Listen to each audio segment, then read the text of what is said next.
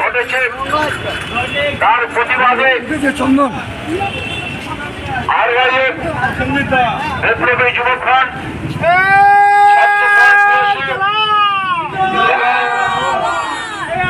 মহিলা সংগঠন নিখিলবঙ্গ মহিলা সংঘের উদ্যোগে আজ এক প্রতিবাদ মিছিল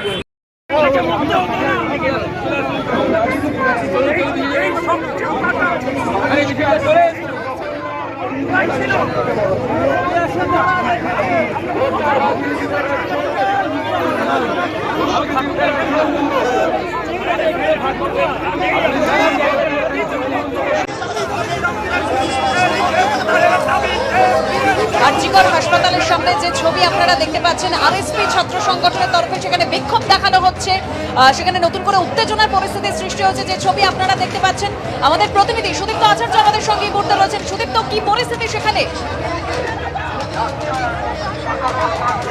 একদমই তোমাকে দেখাবো সেই ছবি আরজিকর মেডিকেল কলেজ হাসপাতালের মূল ফটক। সেখানে কিন্তু কিছুক্ষণ আগে বামপন্থী দল আরএসপির শ্রমিক, ছাত্র এবং মহিলা সংগঠন তাদের প্রতিনিধিরা আসেন এবং বিক্ষোভ দেখাতে শুরু করেন।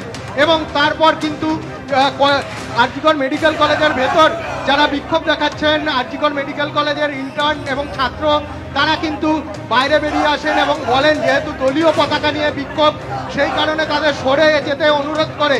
কিন্তু তারপরেও কিন্তু আরএসপির ছাত্র, যুব এবং মহিলা সংগঠনের প্রতিনিধিরা অনড় থাকেন এবং তারা বিক্ষোভ দেখাতে থাকেন। এবং তারপরেই আগে থেকে কিন্তু বিরাট পুলিশ বাহিনী আরজিকরের প্রধান গেটের সামনে মোতায়েন ছিল এবং তারা এগিয়ে আসেন এবং রীতিমতো ধাক্কাধাক্কি শুরু হয়ে যায় আরএসপির কর্মী সমর্থকদের সঙ্গে, আরএসপির গণসংগঠনের কর্মী এবং সমর্থকদের সঙ্গে। আমার সহকর্মী রোজারিও সেই ছবি দেখাচ্ছেন। একদিকে পুলিশ কর্মীরা রয়েছেন, কলকাতা পুলিশের বিরাট বাহিনী রয়েছেন এবং সামনে কিন্তু যুযুধান বামপন্থী যুব সংগঠনের কর্মী এবং সংগঠন, তারা কিন্তু স্লোগান দিচ্ছেন। এবং কিছুক্ষণ আগে রীতিমতো ধস্তাধস্তি হচ্ছিল এবং ধস্তাধস্তি হয়ে আরজিকর মেডিকেল কলেজের গেটের সামনে থেকে রাস্তার মাঝখানে কিন্তু পুলিশ কর্মীরা সরিয়ে নিয়ে যান বাম গণসংগঠনের কর্মীদের সমর্থকদের, কিন্তু তারা কিন্তু অনড়।